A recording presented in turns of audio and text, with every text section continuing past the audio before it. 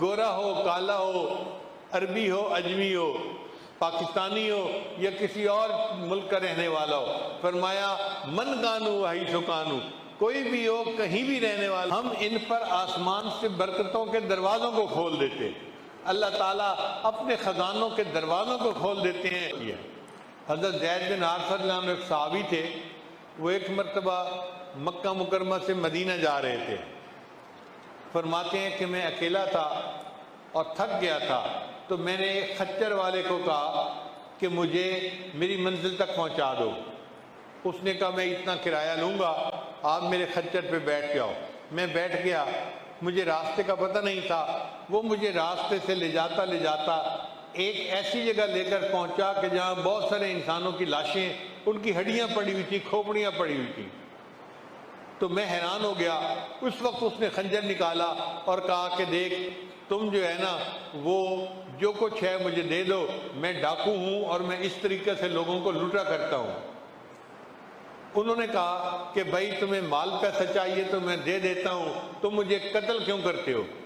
اس نے کہا کہ نہیں، میں تمہارا نام و نشان مٹاؤں گا، میں تمہیں زندہ نہیں رہنے دوں گا۔ تو حضرت زید بن حارثہ نے فرمایا اچھا، اگر آپ اپنا کام کرنا ہی چاہتے ہیں تو آپ مجھے 2 رکعت نفل پڑھنے کا موقع دے دیں۔ اس نے کہا تم سے پہلے والے بھی مجھے یہی کہتے تھے کہ 2 رکعت نفل پڑھ دو، نفل پڑھے، میں نے ان کو قتل کر دیا، یہ دیکھو کھوپڑیاں پڑی ہوئی ہیں، کسی کے نفل اس کے کام نہیں آئے۔ یہ کہہ کے اس نے اپنا خنجر سنبھالا کہ حضرت زید لانوں پر حملہ کرے۔ جب اس نے خنجر سنبھالا، ایک زوردار آواز آئی، لا تقتلہ، اس کو قتل مت کرو۔ وہ سہم گیا، گھبرا گیا کہ یہ آواز کہاں سے آئی۔ تھوڑی دیر بعد سنبھلا اور پھر اس نے خنجر مارنے کی نیت کی تو آواز اس سے زیادہ زوردار آئی، لا تقتلہ۔ وہ اور سہم گیا، گھبرا گیا۔ جب وہ تھوڑا سنبھلنے کی کوشش کر کے تیسری مرتبہ خنجر چلانے لگا، ایک سوار نمودار ہوا، اس نے ایسا نیزہ مارا کہ یہ بندہ مر گیا۔ حضرت زید لانو محفوظ ہو گئے۔ انہوں نے اس سوار سے پوچھا تو کون ہے؟ اس سوار نے کہا کہ میں ایک فرشتہ ہوں، اور جو بندہ یا ارحم الراحمین کہہ کے اللہ کو پکارتا ہے، اللہ مجھے اس کی مدد کے لیے بھیج دیتا ہے۔ جب آپ نے پہلی مرتبہ دعا مانگی یا ارحم الراحمین، میں اس وقت آسمانوں پر تھا، مجھے حکم ہوا جاؤ میرے بندے کی حفاظت کرو۔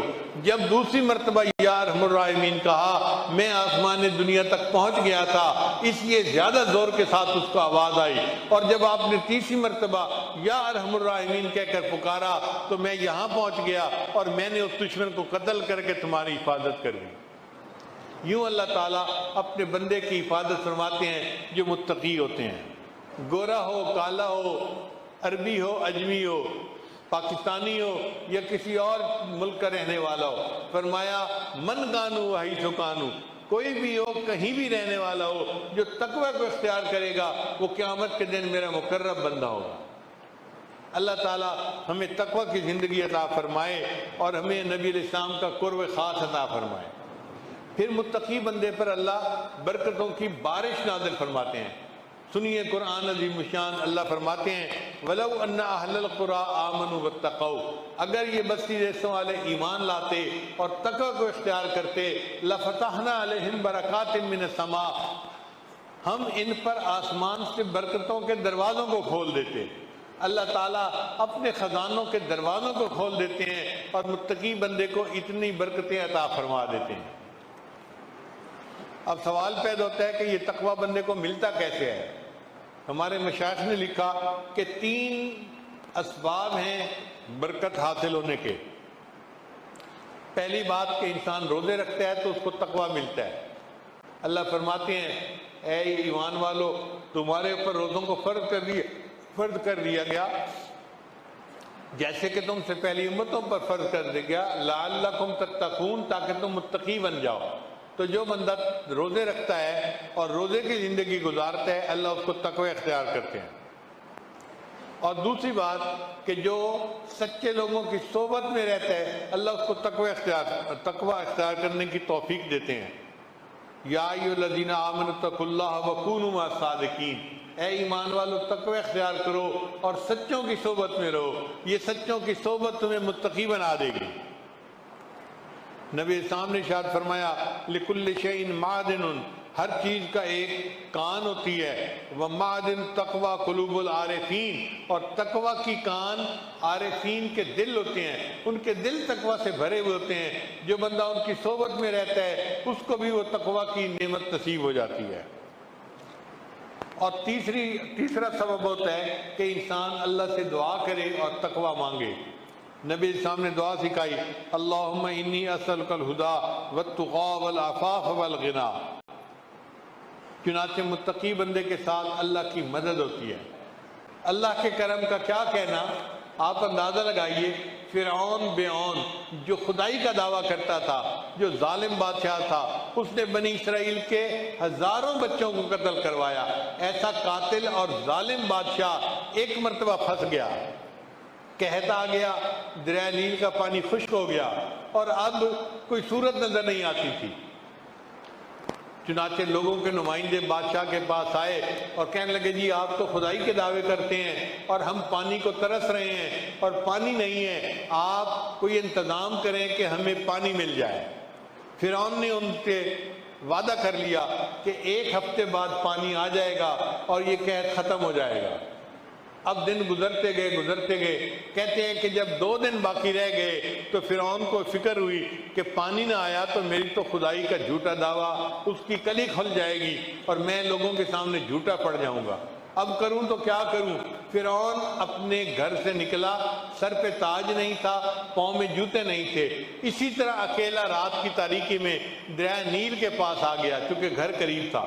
دریا نیل کے اندر کھڑے ہو کے، وہ خشک تھا، پانی نہیں تھا، اس نے دعا مانگی، اے اللہ میں لوگوں کے سامنے تو خدائی کا دعویٰ کرتا ہوں مگر دل میں جانتا ہوں کہ خدا تو اصل تو ہے، تو کائنات کو بنانے والا اور کائنات کو چلانے والا ہے۔ اے اللہ میں تجھ سے فریاد کرتا ہوں میری عزت رکھ لے اور ہمارے اس قحط کو دور فرما دے۔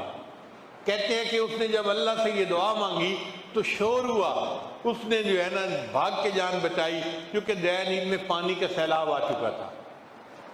اب اندازہ لگائیے کہ فرعون جیسے ظالم کی دعا اللہ اگر قبول فرما لیتے ہیں، شیطان جو اللہ کا دشمن ہے اس نے اللہ سے دعا مانگی، رب انظرنی الی یوم یبعثون، اے اللہ مجھے قیامت تک کے لیے مہلت دے دے۔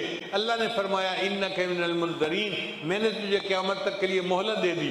جو پروردگار عالم شیطان جیسے دشمن کو مہلت دے دیتا ہے، فرعون جیسے دشمن کو اللہ اس کی دعا کو قبول فرما لیتے ہیں، ہم جیسے اگر کلمہ پڑھنے والے اللہ سے دعا مانگیں گے اللہ ہماری دعائیں کیوں نہیں قبول فرمائیں گے۔ اس لیے فارسی کا شعر ہے، دوستارا کجا کنی محروم، دوستوں کو آپ اللہ کیسے محروم کر سکتے ہیں، تو کے بعد دشمنہ نظر داری، اے اللہ تو دشمنوں پر بھی نظر ڈال دیتا ہے، جب تو دشمنوں پر ایسی نظر ڈالتا ہے تو اتنا رحیم و کریم ہے، اے اللہ ہم تو کلمہ پڑھنے والے آپ کے دوست ہیں، تو ہمیں کیسے محروم کر سکتا ہے۔ تو دعا ہے اللہ تعالیٰ آج کی اس محفل میں ہم پر خاص رحمت کی نظر فرمائے، ہمیں تقوی کی زندگی عطا فرمائے اور اللہ تعالیٰ ہماری دعاؤں کو اپنی رحمت سے قبول۔ لا الہ الا اللہ، لا الہ الا اللہ، لا الہ الا اللہ، لا الہ الا اللہ، لا الہ الا اللہ، لا الہ الا اللہ، لا الہ الا اللہ، لا